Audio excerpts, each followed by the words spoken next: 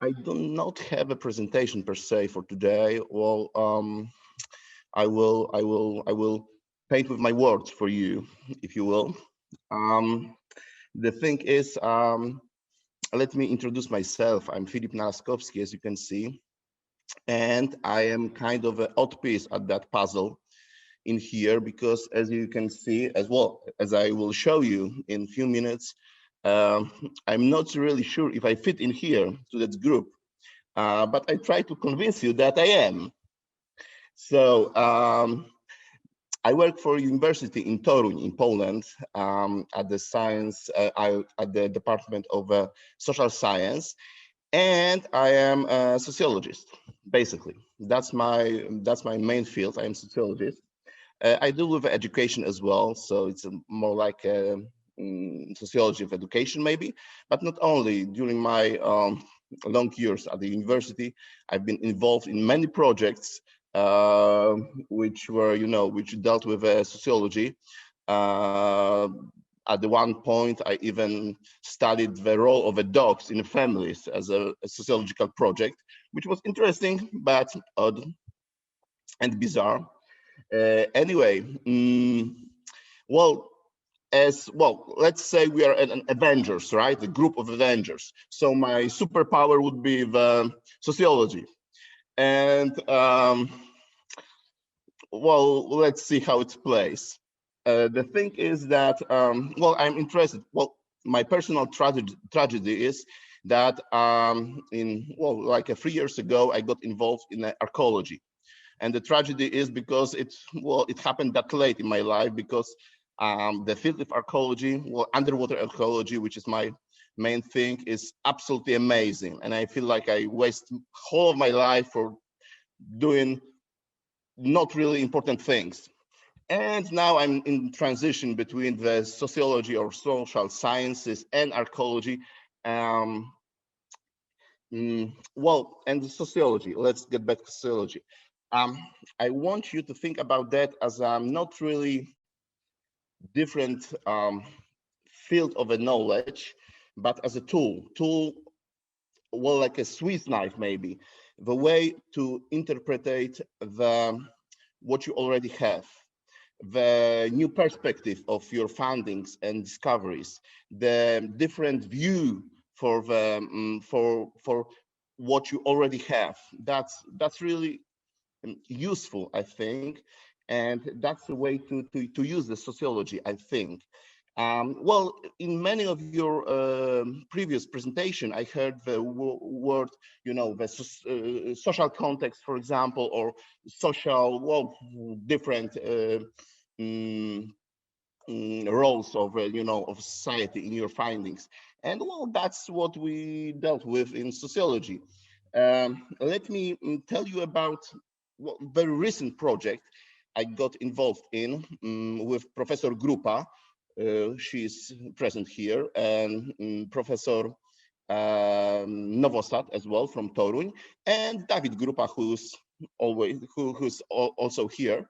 Um, the idea was to try to connect identity with the clothing, because we were asked for, for article piece to write about, well, that matters, and we really made some very interesting discovery.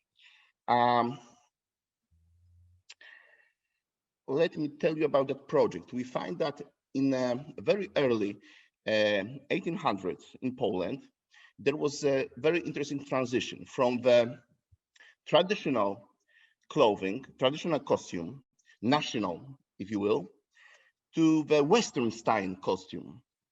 Uh, well, the Polish nobles start using a different style of clothing. And it happened very quickly for that time. Say, in the course of 20, maybe 30 years, it changed rapidly. How do we know that? Well, first of all, there are some, of course, portraits and paintings, and then there are ecological finds in funeral finds. So, and the thing is that we have a number of cases when we can see the clear change between the generations. So we have the fathers who were like more in the traditional way, of wearing, of clothing, and then the sons who were, in the Western style. And now what interesting is that in most of sociological ideas of identity, well, social identity, not a personal identity, but more like in social ways. So who you,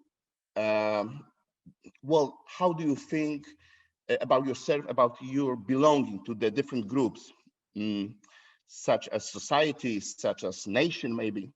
So in most of them, the clothing plays very important role. It's really important because it's a way, you already know that, to communicate who you are, what you believe in, and well, and we see that change, that really radical change in the course, as I'm saying, 20, maybe 30 years. And the thing is that, and it's really well proved, as I told in many sources. And the thing is that identity, their identity, as far as we know, hasn't changed that much. We know from the history, from the archives, that they still feel the same about themselves. They were still Polish. They were still mostly Catholics. There were still, nobles. They still thought the same about their country, about the nation. And that's proof as well. So the only thing has really changed was the clothing. And that was really interesting. It was the first time that what we see here is really the fashion. That's a sign of a fashion. The first that strong sign of a fashion that it was just the clothing, it was just the aesthetics, it was just the way they looked, not what they were. In the most cases, I'm talking about the most cases, not about whole nation, because I'm not that brave to to talk about that, to put it like that. But in the most cases, it was just a fashion. It is very, very interesting because look, let's ask another question. Why in that moment in the history that fashion has happened in Poland? And well, the answer, we believe, is quite obvious. It was increased contacts, right? Increased contacts with the Western Europe. So the study abroad, the traveling, the trade, and the culture influence, Western culture influence. And that's another interesting thing, because those are exactly the factors of what we call today the globalization. So what we found is that it might be the case of very early globalization signs in Polish fashion. Yeah, and that's a recent project. That's very, very, it's very, very, very short. It's more like abstract, our work. And as I'm saying, it's still in the early age, because, well, we finished the piece like 3 days ago. So it's still on, basically. But as I'm saying, that's an example. It's a great application of a sociology in the field of clothing, right? In the field of a history of clothing, maybe. So yeah, that's about our recent work. That's about my skills and me being useful or not for your projects. So that's all from me. Thank you very much for your attention.